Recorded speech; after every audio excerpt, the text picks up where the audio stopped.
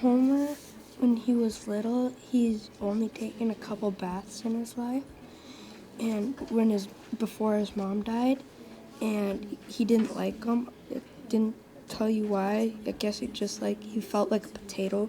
He said. He was taking a bath? Yeah, because she would put him in like a big pot and have running water. Okay, I see that. And then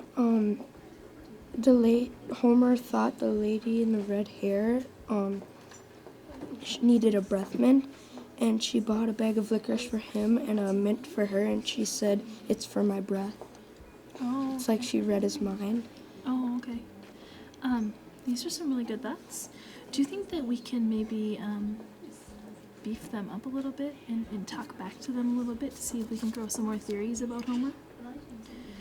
The conferring process of the Reader's Workshop is a good time for you to provide individualized instruction for your students.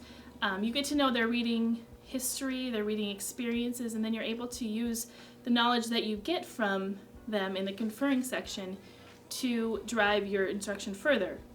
Homer is like the master of lies. So can you talk back to that in your writing? What might you say? Conferring helps meet the kids right where they're at. You really connect with your students because you are sitting down there face to face with them, talking about what they're reading. You're meeting them at their level. And as a teacher, I feel like more than ever, I know where my kids are. I know what they need. Conferring with students helps drive the instruction further because it lets you individualize the lesson. A lot of times, if you keep it whole group, you don't understand why a student is struggling. But once you pull them aside and start conferring with them, you can kind of help them through it.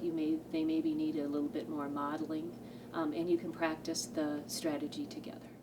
Let's talk about what we're going to practice today, okay?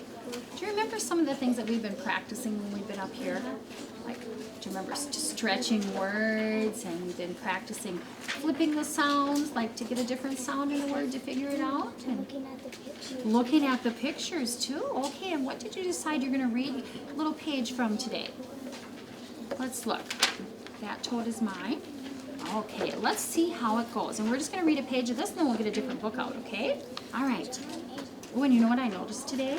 I noticed that your fluency is really good, and you didn't have to stretch any words on that page, did you? Those words you're all kind of getting in your brain. That's maybe from practicing reading, right?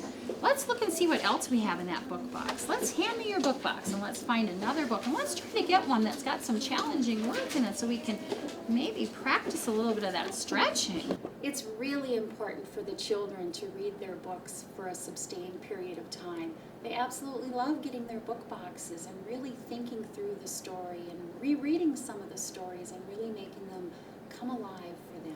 Let's look and see what we've been working on. We've been working on lots of new words, haven't we, and stretching. Yeah, we're really doing a good job on that. So we're going to keep working on that today. So let's see if we can find a book so we can practice a little bit of that today. And do you remember what's one of the things that we should do when we're working with a new book? What should we look at? We should look at the picture, shouldn't we? Because this one could have lots of hard words. And we're also going to look at the letters, aren't we, to make sure that we're matching up. Yeah, we're matching those sounds and doing some cross-checking. Okay, let's see how we do on this one. Have you practiced it a little bit? Somewhat? Okay, go ahead and start. Oh, these are some tricky words, aren't they? Should we try the first one? Should we try to stretch the first one? Okay, let's look at just this sound. What sound does that make, do you think? The conferring piece is one of the most important pieces, especially for beginning readers. It helps me as a teacher figure out what is it that the children are getting stuck on? What's standing in their way of reading? Is it the vocabulary? Is it the keywords? Is it the phonics part?